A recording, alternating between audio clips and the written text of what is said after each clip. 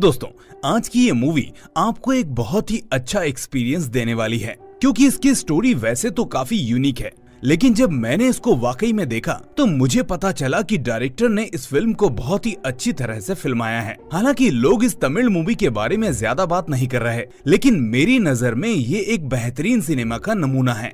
Suspense, horror और thrill से भरी ये मूवी आज मैं एक्सप्लेन करने जा रहा हूँ। तो चलिए बिना देरी किए शुरू करते हैं आज की ये शानदार एक्सप्लेनेशन, जिसका नाम है नायादी। कहानी की शुरुआत होती है एक फ्लैशबैक स्टोरी से, जहां हमें वो वक्त दिखाया जाता है जब दुनिया भर के लोग 4 समुदायों में रहते थे। पहले तो थे राजा महाराजा, उसके बाद थे उनके मंत्री और सेनापति, तीसरे पर आते थे व्यापारी और साहूकार, और लास्ट में आते थे गुलाम। अब ये जो गुलाम होते थे उनको ही उस वक्त नायादी नाम से बुलाया जाता था। नायादी के ऊपर काफी अत्याचार होता था। उनको बिना किसी आदेश के अपनी मर्जी से कोई काम नहीं करने दिया जाता था। वो सिर्फ भीख मांगकर खाते थे और उसी से अपना गुजारा करते थे। इसके साथ ही साथ उन्हें दिन में निकलने से ही मना कर दिया जाता था और हर काम उन्हें रात को ही करना होता था। अब गलती से कोई नायादी दिन में बाहर दिख भी जाता तो बाकी समुदाय के लोग उनको पत्थर मार मार कर जान से मार देते थे। अब इतना ज्यादा उत्पीड़न और कैद से भरी जिंदगी जीते हुए नायादी समुदाय के लोग रात में काली माँ की पूजा करने का निश्चय करते थे। उस पूजा के माध्यम से वो काला जादू और बाकी विधाओं को सीखना शुरू करते हैं, ताकि अपने उत्पीड़न का बदला ले सकें। दिन गुजरते जाते हैं और उनकी इस पूजा के बारे में राजा को पता चल जाता है। राजा के आदेश पर अब नायादी लोगों की रात की पूजा पर भी प्रतिबंध लगा दिया जाता है। लेकिन इसके बावजूद एक फैमिली ऐसी होती है जो अपनी रात की पूजा को जारी रखती है और उस विधा को हासिल करने के लिए रिचुअल को पूरा करने की कोशिश करती है। इस फैमिली में होते हैं हस्बैंड, वाइफ और उनकी एक छोटी सी बच्ची। अब इसकी खबर भी जब बाकी लोगों को पता चलती है तो वो सभी उस फैमिली को खत्म करने के लिए वहाँ आ जाते हैं। लेकिन उनके वहाँ पहुँचने से पहले ही हस्बैंड और वाइफ अपना शरीर त्याग देते हैं और देवी माँ को उनकी बेटी को बचाने की जिम्मेदारी दे जाते हैं। अब जैसे ही बाकी लोग वहाँ पहुँचते हैं, वैसे ही इदाकी नाम का एक डेमी गॉड वहाँ प्रकट होकर उस बच्ची को लोगों से बचाने लगता है और इसके बाद उस बच्ची की देखभाल इदाकी ही करता है और उसको गांव वालों की पहुंच से दूर रखता है। देखते ही देखते कई साल गुजर जाते हैं और वो बच्ची जंगल में ही बड़ी हो जाती है।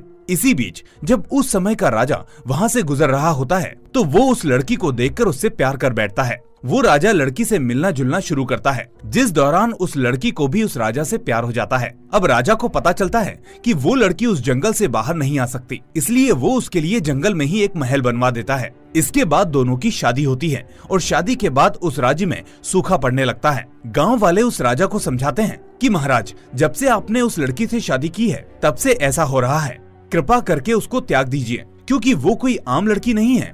जरूर उस पर कोई श्राप है या वो खुद एक जादूगरनी है। लेकिन राजा उन गांव वालों को अनाज और पैसा देकर कहता है कि तुम्हारी समस्या भूख और गरीबी है ना, उसको मैं दूर कर दूंगा, लेकिन मैं अपनी रानी को नहीं छोड़ सकता। इस तरह वो गांव वालों की पूर्ति करके उनको वहां से भेज देता है। अब कुछ महीने बाद रानी प्रेग्नेंट होती है और इसी बीच गांव में लोगों के गायब होने का सिलसिला शुरू हो जाता है। शक होने पर गांव वाले जंगल में उसी महल के अंदर जाते हैं। वहां वो देखते हैं कि राजा और रानी मिलकर गांव के कुछ लोगों को रिचुअल परफॉर्म करते हुए मारने ही वाले हैं और उस महल में आग लगा देते हैं। अब यहाँ से कहानी आती है प्रेजेंट टाइम में, जहाँ कुछ लोग एक लड़की के ऊपर आए भूत को भगाने के लिए उसे एक अघोरी के पास लेकर आते हैं। मंत्र पढ़ने के बीच अचानक वो भूत बाकी लोगों पर ही हमला करने लगता है और फिर हम देखते हैं कि ये सब तो एक मित्रा नाम की लड़की का बुरा सपना होता है। दरअसल मित्रा और उसके दोस्त एक YouTube चैनल चलाते हैं जिस पर वो हॉरर वीडियोस को पब्लिश करते हैं और इन सब में लीडर होता है मित्रा का ही दोस्त आदर्श। अब एक दिन रविचंद्रन नाम का एक मिडिल एज्ड बंदा आदर्श और उसकी टीम के पास आता है। वो बताता है कि मैंने हाल ही में एक पुराना बंगलो खरीदा है जिस पर मैं एक रिसोर्ट बनाना चाहता हूँ, लेकिन खरीदने के बाद मुझे पता चला कि वहाँ उस बंगलो और उस जगह के बारे में काफी सारे रूमर्स फैले हुए हैं। जिसके बाद मैंने उस बंगले को बेचने की कोशिश भी की, लेकिन अब मैं उसको बेच नहीं पा रहा हूँ। आदर्श पूछता है कि कैसे रूमर्स की बात कर रहे हैं सर आप? तो रविचंद्रन उनको वही नायादी वाली कहानी सुनाते हुए कहता है कि जिस राजा और रानी को गाँव वालों ने जलाकर मार दिया था, कहते हैं उनकी आत्मा आज भी उसी जगह यानी बंगलों में और जंगल में रहती है। अब मैं चाहता हूँ कि आप लोग अपने YouTube चैनल पर मेरे बंगलों और उस जंगल की वीडियोस पब्लिश करें, ताकि लोगों को पता चल सके कि वहाँ कोई भी भूत वूत नहीं है और मेरा बंगलों में बेच सकूं। इसके बाद रविचंद्रन कहता है कि अगर आप एक अच्छी वीडियो बनाते हैं तो मैं आपको एक अच्छा खासा अमाउंट पे करूंगा। अब ये सुनकर सभी के मन में लालच तो आ ही जाता है, लेकिन फिर भी आदर्श पहले अपनी टीम से बात करने के लिए कहता है। अब सभी आपस में बात करते हैं तो फाइनली ये डिसाइड होता है कि वो लोग वीडियो बनाएंगे और अगर वहाँ कोई पैरानॉर्मल एक्टिविटी होती है तो वहाँ से निकल जाएंगे। इसके बाद आदर्श रविचंद्रन से कहता है कि सर, हम सभी लोग रेडी हैं, बताइए कब और कहाँ आना है। रविचंद्रन उनको रास्ता बताकर वहाँ से चला जाता है। अब अगले दिन आदर्श अपनी पूरी टीम के साथ वहाँ पहुँचता है और रविचंद्रन उनको उनका कमरा दिखाने लगता है। सभी लोग थके होते हैं, इसलिए पहले थोड़ा रेस्ट करने लगते हैं। इसी बीच आदर्श की नजर एक कमरे पर पड़ती है और जैसे ही वो उसकी तरफ जाने लगता है तो रविचंद्रन उसे रोक लेता है। वो कहता है कि इस कमरे में मेरी बीवी है, आज उसे बुखार है, इसलिए मैं चाहता हूँ कि कोई उसको डिस्टर्ब ना करे। मैं आप लोगों को कल उससे मिलवाऊंगा। आदर्श ये सुनकर वापस अपने रूम में जाकर रेस्ट करने लगता है। थोड़ी देर बाद आदर्श मित्रा को अपने पास बुलाकर उससे कहता है कि यहाँ आने से पहले मैंने इस जगह के बारे में थोड़ी बहुत इन्वेस्टिगेशन की थी। मुझे यहाँ के बारे में वही कहानी पता चली जो रविचंद्रन सर ने हमको घर पर बताई थी। लेकिन कुछ लोगों का कहना है कि नायादी समुदाय के लोग आज भी इस जंगल में जिंदा हैं और अभी भी उस डेमी गॉड की पूजा करते हैं। माना जाता है कि नायादी समुदाय के सेक्रीफाइस करने की वजह से उस डेमी गॉड ने नायादी लोगों को शेप शिफ्टिंग और दूसरों के शरीर में जाने की शक्ति दे रखी है। इसलिए मुझे नहीं पता कि ये सब कितना सच और कितना झूठ है, लेकिन अगर जंगल में कुछ ऐसा वैसा होता है तो हम लोग यहाँ से निकल लेंगे। मित्रा भी उसकी बात सुनकर हाँ में हाँ मिलाने लगती है और इसी बीच आदर्श के हाथ से एक किताब नीचे गिर जाती है। किताब उठाकर जैसे ही वो मित्रा की तरफ देखता है तो उसे मित्रा का एक हॉरिफिक फेस दिखने लगता है और अगले ही पल मित्रा बिल्कुल ठीक दिखने लगती है। ये सब इतना जल्दी होता है कि पहले तो आदर्श घबरा जाता है, लेकिन जब मित्रा उससे कहती है कि क्या हुआ तो आदर्श सोचता है कि ये उसके मन का भ्रम होगा, क्योंकि वो इस वक्त इन चीजों के बारे में ज्यादा ही सोच रहा है। खैर, अब रात को सभी लोग अगले दिन की तैयारी करने लगते हैं और चिल होकर एंजॉय करने लगते हैं। इसी बीच अचानक सभी को खिड़की के बाहर एक मास्क वाला बंदा दिखाई देता है, लेकिन अगले ही पल वो बंदा गायब भी हो जाता है। ये सब देखकर अब पूरी टीम घबरा जाती है, लेकिन आदर्श कहता है कि हो सकता है कि ये सब कोई जानबूझकर कर रहा हो, जैसे कि रविचंद्रन सर ने हमें बताया था, इसीलिए इन सब बातों पर ध्यान मत दो। अब आदर्श सभी से ये सब कह तो देता है, लेकिन फिर भी सभी लोग इस बात को इग्नोर ना करते हुए साथ में सोने का फैसला लेते हैं। अब रात को जब सब सो जाते हैं तो फेबी नाम के बंदे के साथ कुछ हॉरिफिक इंसिडेंट होने लगते हैं, जैसे कि कुछ आवाजों को सुनना, किसी के आसपास होने का एहसास होना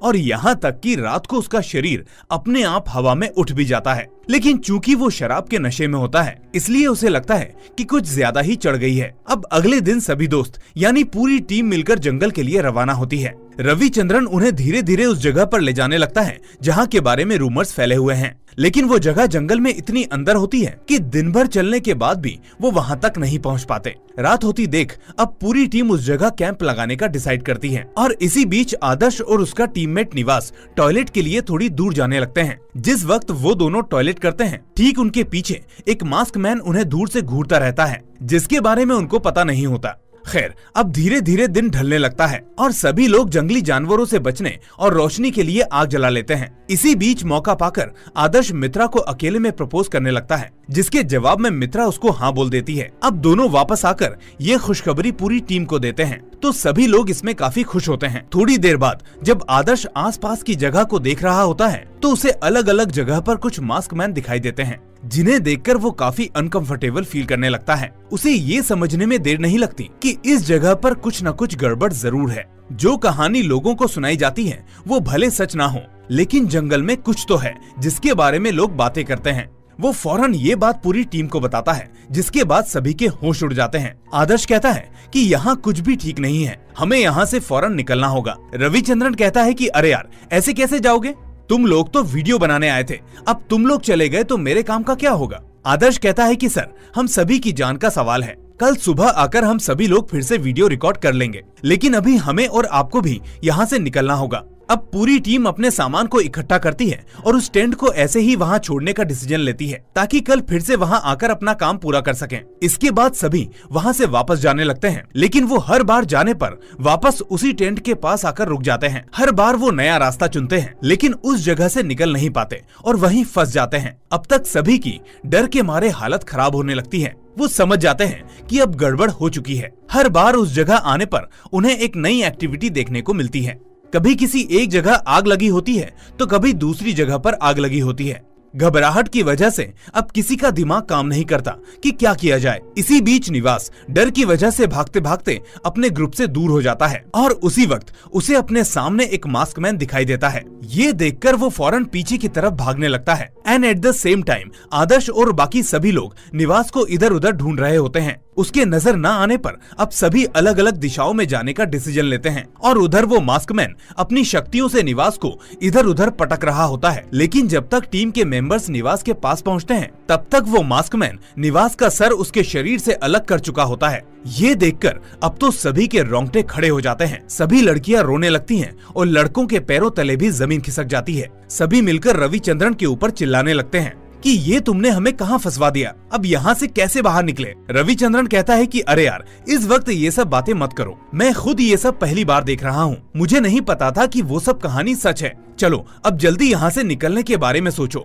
आपस में लड़ने से कुछ नहीं होगा। इसके बाद सभी लोग एक साथ रहने का फैसला लेते हैं और एक ही रास्ते पर आगे बढ़ते रहते हैं। इसी बीच अचानक स्वाति नाम की लड़की अपने आप जंगल में दूसरी तरफ खींची चली जाती है और उसे देखकर सभी पूरी तरह से सहम जाते हैं। स्वाति खिंचकर काफी दूर चली जाती है और बेहोश हो जाती है। होश में आने पर वो सभी को आवाज देने लगती है और उसकी आवाज सुनकर आदर्श उस तरफ जाने लगता है। आदर्श उसके पास पहुंच जाता है और अब बाकी लोग उन दोनों की तलाश करने लगते हैं। तलाश करते हुए फैबी और अरविंद एक पहाड़ी की चोटी पर पहुंचते हैं ताकि वहां से वो अपने साथियों को देख सकें। लेकिन तभी उन्हें पीछे से कोई धक्का दे देता है, जिसके बाद वो दोनों सीधे नीचे आकर गिरते हैं। गिरते वक्त पेड़ में अटकने की वजह से वो दोनों मरते तो नहीं, लेकिन काफी हद तक घायल हो जाते हैं। इसके बाद वो दोनों वहां से भागने की कोशिश करते हैं, लेकिन कोई आत्मा उनको वहां से जाने नहीं देती और उनका भी खेल खत्म कर देती है। अब बाकी 4 लोग बचते हैं, जिनमें होते हैं मित्रा, रवि, स्वाति और आदर्श। अब आदर्श अपना दिमाग लगाता है और जंगल से बाहर निकलने के लिए सूरज के डूबने वाली दिशा में जाने का फैसला लेता है। वो कहता है कि जब हम सुबह आए थे तो सूरज हमारे सामने था, इसका मतलब हम लोग पश्चिम से पूरब की तरफ आए थे, इसलिए जंगल से बाहर निकलने के लिए हमें वापस पूरब से पश्चिम की ओर जाना होगा।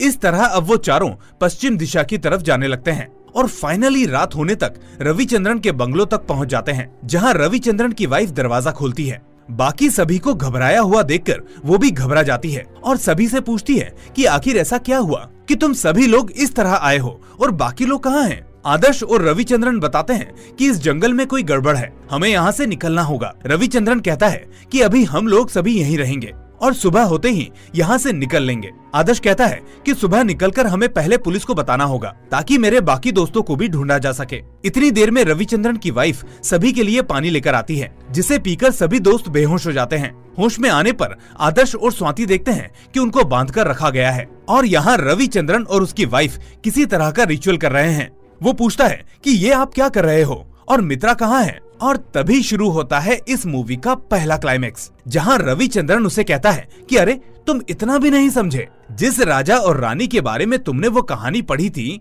और जिनके बारे में मैंने तुमको बताया था, वो राजा और रानी कोई और नहीं बल्कि मैं और मेरी वाइफ ही हैं। पिछले 800 सालों से हम मनुष्यों के शरीर में प्रवेश करके खुद को अमर रखे हुए हैं। हर 60 साल में हमें एक नए शरीर की जरूरत होती है, इसलिए हमने तुम दोनों को चुना है ताकि हमारी आत्मा इस शरीर को छोड़कर तुम्हारे शरीर में जा सके। आदर्श कहता है कि ये तो नामुमकिन है क्योंकि राजा और रानी तो जलकर मर गए थे, लेकिन रविचंद्रन कहता है कि नहीं, जिस वक्त गांव वालों ने हमें जलाया था उस वक्त हम अपने शरीर को एक दूसरी फैमिली के लोगों में डालने की कोशिश कर रहे थे और उनके जलाने से पहले हम खुद को सेक्रीफाइस कर चुके थे, जिसकी वजह से हमारी आत्मा उस फैमिली के लोगों में जा चुकी थी। लेकिन लोगों को लगा कि उन्होंने उस फैमिली को बचा लिया, जबकि उस फैमिली के अंदर हम लोग ही मौजूद थे। ये सब सुनकर आदर्श और स्वाति के तो होश ही उड़ जाते हैं, लेकिन रविचंद्रन का ध्यान इधर उधर होते ही आदर्श और स्वाति अपनी रस्सियां खोल लेते हैं और वहां से भाग निकलते हैं। भागते भागते दोनों को अचानक मित्रा का ख्याल आता है और वो उसको बंगलों में ढूंढने लगते हैं। मित्रा उनको बेहोशी की हालत में एक कमरे के अंदर मिलती है।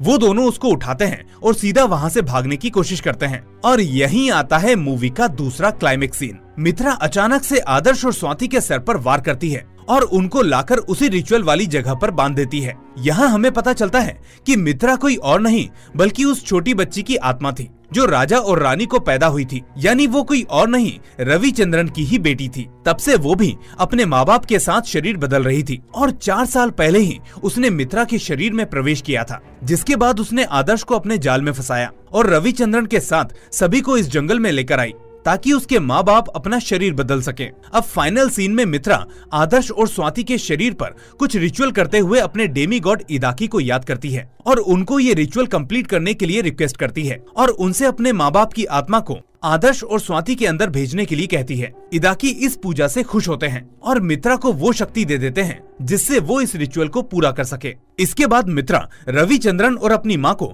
अपने साथ ले जाती है और आदर्श और स्वाति को भी एक जगह बांधकर अपना काम करने लगती है। मूवी का ये सीन इतना रोंगटे खड़े कर देने वाला है कि मैं इसको एक्सप्लेन भी नहीं कर सकता। यहाँ मित्रा का काम होता है कि वो आदर्श के शरीर की आत्मा को अपने पिता के शरीर में भेज दे और पिता की आत्मा को आदर्श के शरीर में। ठीक यही काम उसे स्वाति और अपनी माँ के शरीर के साथ भी करना होता है। सभी रिचुअल्स कंप्लीट करने के बाद फाइनली वो ऐसा करने में सफल हो जाती है और जैसे ही आदर्श की आत्मा और स्वाति की आत्मा रविचंद्रन और उसकी वाइफ के शरीर में जाती है, वैसे ही मित्रा उन दोनों को जान से मार देती है। उनको मारते ही आदर्श के शरीर में उस राजा की आत्मा और स्वाति के शरीर में रानी की आत्मा आ जाती है और यही होता है इस जबरदस्त हॉरर और सस्पेंस मूवी का दी एंड। मूवी से हमें पता चलता है कि जब भविष्य में आदर्श और स्वाति का शरीर बूढ़ा होगा, वैसे ही वो अपना शरीर फिर से बदल लेंगे और इसी तरह राजा रानी और उनकी बेटी हमेशा अमर बने रहेंगे। तो दोस्तों, आपको ये मूवी कैसी लगी मुझे कमेंट करके जरूर बताएं। इस मूवी को लाइक और सोशल मीडिया पर शेयर भी ध्यान से कर देना और अगर नए हो तो चैनल को सब्सक्राइब करके नोटिफिकेशन बेल को भी दबा देना। अगर आपको ऐसी ही हॉलीवुड मूवीज देखने का भी शौक है तो आप मेरे दूसरे channel I explain Hollywood movies को भी सब्सक्राइब कर सकते हैं। तो चलिए, मैं मिलूंगा आपसे अगली ऐसी ही जबरदस्त मूवी के साथ। Till then, take care and thanks for watching.